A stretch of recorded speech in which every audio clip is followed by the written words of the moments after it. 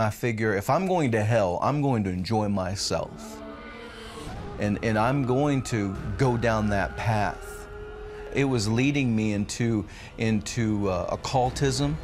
It was leading me into witchcraft. It was leading me into every type of darkness that you could think.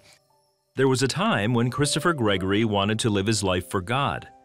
He was just a boy when he asked Jesus into his heart. And that evening, as I came home with my parents to the house, I stepped out of the car, and as my family walked into the house, and I looked up and I said, God, I'm only 8 years of age, but if you use me, I'll serve you. 10 years later, his father died. The world stopped. For me, the world stopped. God, how could you do that? My family life is great, and me and my dad starting to communicate. We're starting to have a relationship, and now he's gone. I just shut everything down and said, I'm done. Whatever hope that God had for me, I was going to destroy that. He packed up his car and moved to Hollywood in search of a new life away from God. I was full of anger. I was full of hate, and I was beginning to feed off of that. And the more that I left it unchecked, the more that it started taking over my life. That anger, that bitterness. Before long, he worked his way into pornographic movie production.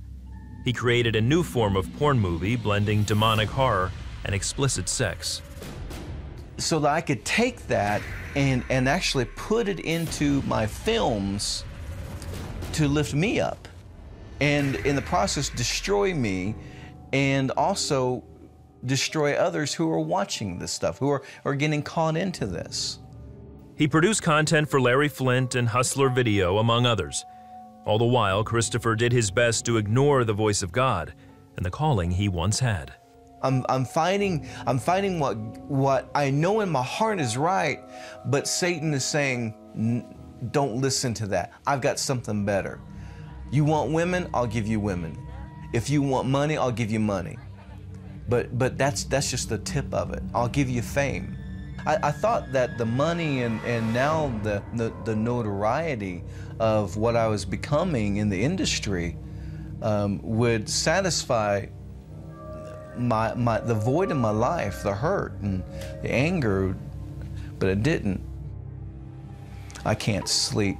I can't hardly eat. I'm dying on the inside.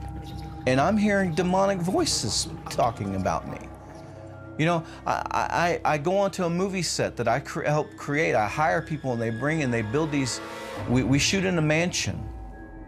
And we create this vampire project, and I'm there by myself, and I feel spirits around me. I feel this darkness starting to creep in, and I've got to leave.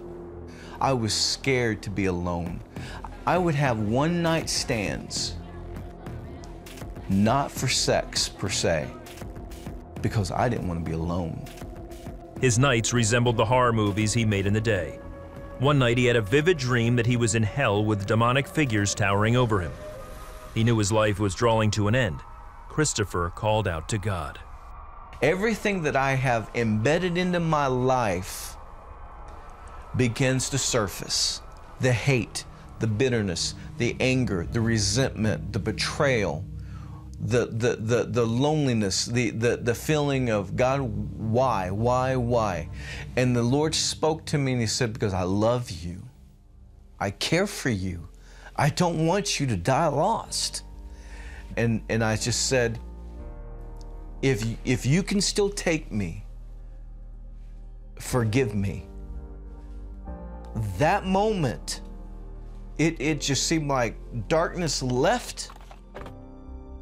Christ came into that room and he said, I forgive you. I love you. And from that moment, my life changed. He took me back. and I wept for, I think, 4 hours. I just wept. I just wept. Everything was gone.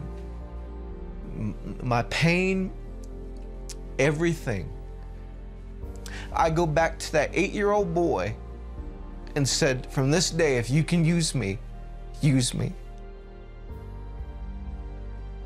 The next day, he shut down the projects he was working on and left the business of darkness in the past. And I walked away from everything.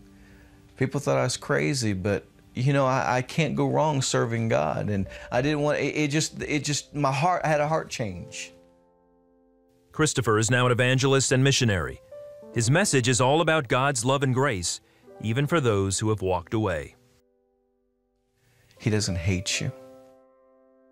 He went to a cross to die for us, so that when we do make mistakes, when we do sin, that we will come to know Him and His love and His grace and His mercy.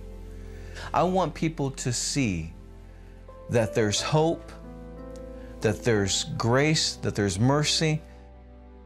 He can take a shattered life, broken life, filled with bitterness and anger, betrayal and hurt, and make something beautiful out of that.